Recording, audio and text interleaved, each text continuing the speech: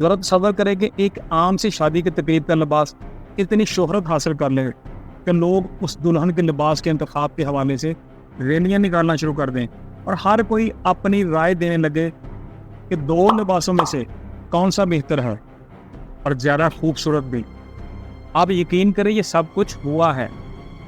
लिबास के इंतखाब का ये मसला दुल्हन की माँ के एक सादा फ़ोन मैसेज से शुरू हुआ जो दूल्हे के घर तक पहुँचा, मगर फिर ऐसा वायरल हुआ कि मीडिया चैनल भी इससे मुतासिर हुए बगैर ना रह सके। ये एक ऐसा जोड़ा था जिसके लिबास के इंतखाब के हवाले से लाखों लोगों ने अपनी राय दी, मगर इनकी शादीशुदा ज़िंदगी का क्या हुआ, ये भी एक बहुत बड़ा सबक है।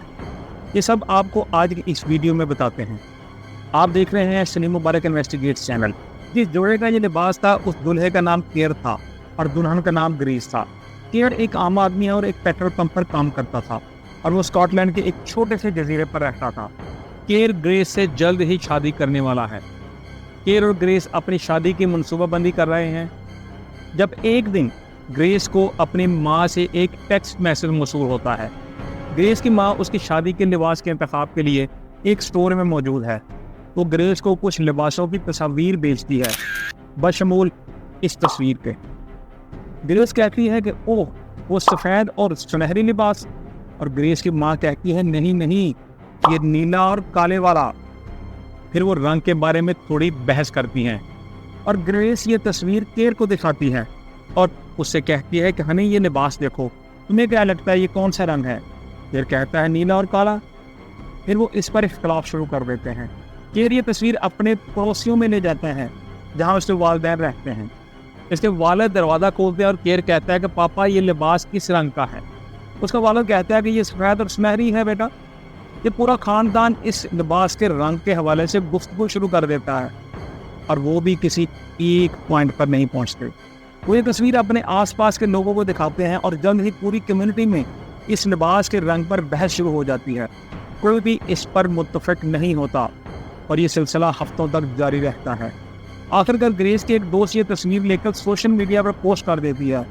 वो उम्मीद करती है कि शायद इंटरनेट की मदद से इस बहस का कोई नतीजा निकाला जा सके, यानी मतलब उनको हल मिल जाए कि क्या रंग हैं ये। पोस्ट करने के फ़ौरन बाद वो सोशल मीडिया पर बहुत ज़्यादा वायरल हो जाती है। हर कोई इसके बारे में बात कर रहा है, हर कोई इस लिबास के रंग पर बहस कर रहा है। वो इस हद तक वायरल हो जाती है कि उसको लाखों बार रीट्वीट किया जाता है। कौमी खबरें और टॉक शोज़ इसको कवर करना शुरू कर देते हैं। सफ़ेद और सुनहरी बमुकाबला नीला और काला, ये पोस्ट वाकई सोशल मीडिया के तमाम रिकॉर्ड तोड़ देती है। इस दौरान जब ये सब कुछ हो रहा होता है, केयर और ग्रेस शादी कर लेते हैं और वो अपने हनीमून पर चले जाते हैं और इन दोनों के इल्म में बिल्कुल नहीं है कि बाहर की दुनिया में क्या हो रहा है, क्योंकि इस तरफ उनका ध्यान ही नहीं था। उनके हनीमून के दौरान अचानक उन्हें दी एलन शो के प्रोड्यूसर की कॉल आती है। प्रोड्यूसर उनसे कहता है कि क्या आप बराह करम अपना हनीमून छोड़कर उसके शो में शिरकत करेंगे, यानी दी एलन शो में शिरकत करना पसंद करेंगे। वो उनको बताता है कि शो के दौरान उनसे इस वायरल लिबास की तस्वीर के बारे में बात की जाएगी। केयर और ग्रेस की खुशी की इंतहा न रही कि उनको एक मकबूल शो के प्रोड्यूसर की कॉल आई है और वो फौरी तौर पर शिरकत के लिए हामी भर लेते हैं। वो दोनों शो में शिरकत करते हैं और दुनिया को अपने लिबास की मुकम्मल कहानी सुनाते हैं। इन दोनों को शो के दौरान $10,000 का गिफ्ट भी दिया जाता है, यानी कि उनके हनीमून और शो पर उठने वाले जो तमाम अखराजात थे उनका तोहफा समझ लें। इस शो में शिरकत उन दोनों के लिए एक शानदार लम्हा था। शो में शिरकत के बाद केयर और ग्रेस घूमते फिरते हैं और वापस अपने छोटे से स्कॉटिश जजीरे पर आ जाते हैं जहां पर वो बहुत खुश थे। उन पर ज़िंदगी गुजारते हुए 7 साल गुजर जाते हैं और उसके बाद उनके हालात ख़राब होना शुरू हो जाते हैं।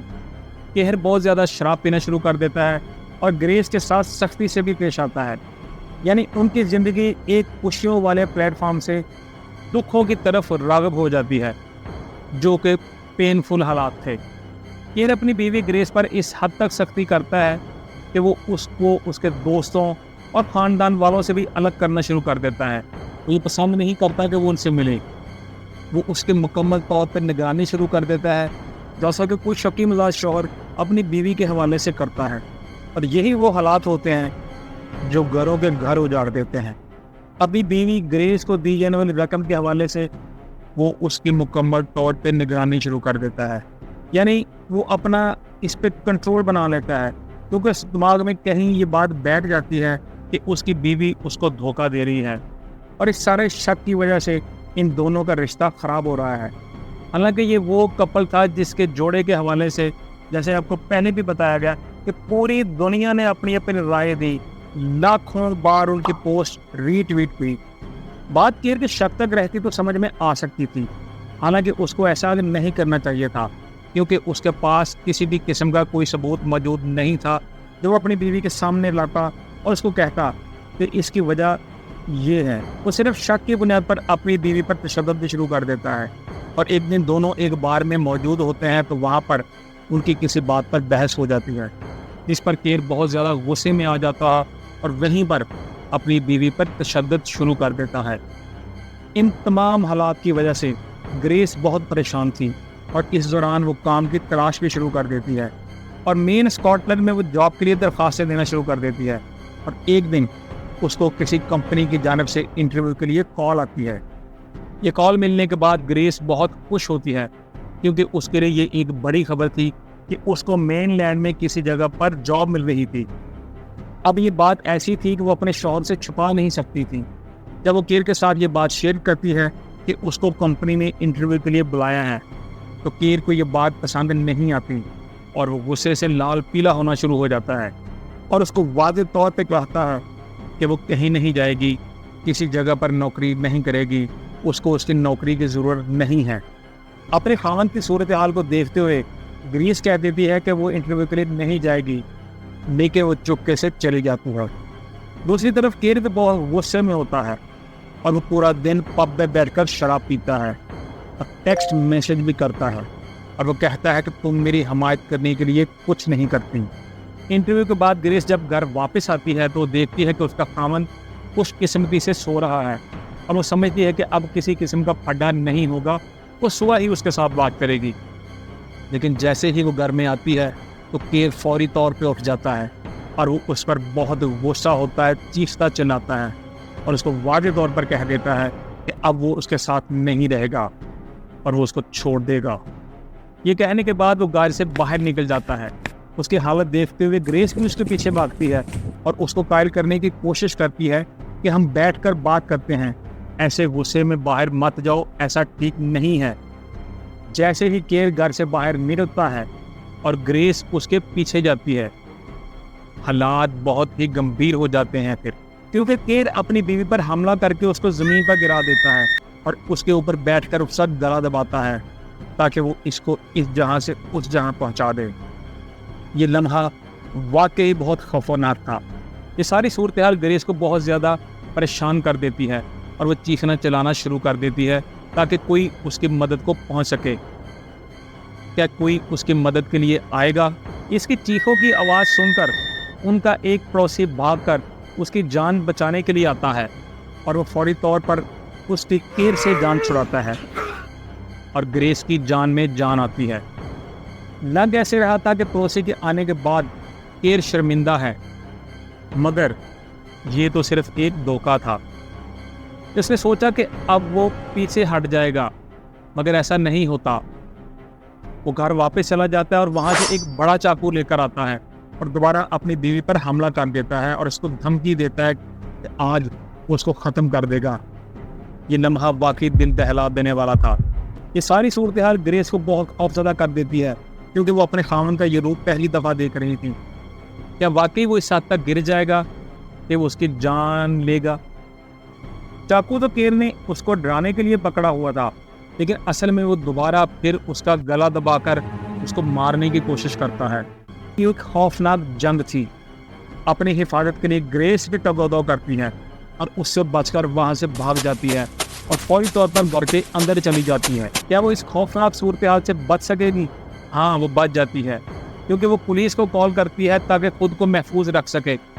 پولیس کا آنا اس کے لیے بہترین تھا۔ جیسے پولیس آتی ہے، کیر کو گرفتار کر لیا جاتا ہے۔ پولیس اس کے خلاف تفتیش کرتی ہے اور کیر کو اپنی بیوی پر حملہ کرنے کے الزام میں عدالت پیش کیا جاتا ہے۔ عدالت ثبوتوں اور الزامات کی روشنی میں کیر کو 4.5 سال قید کی سزا کا حکم دیتی ہے۔